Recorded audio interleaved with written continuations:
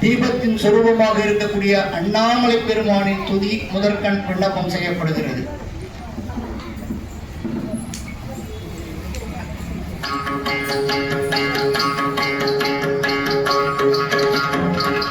ஒரு மாலை கருத்தினில் வைத்து ஒரு மாலை சிரத்தினில் வைத்து உலகேழும் தருவானை இடத்தினில் வைத்தருள்வானை ஒரு மாலை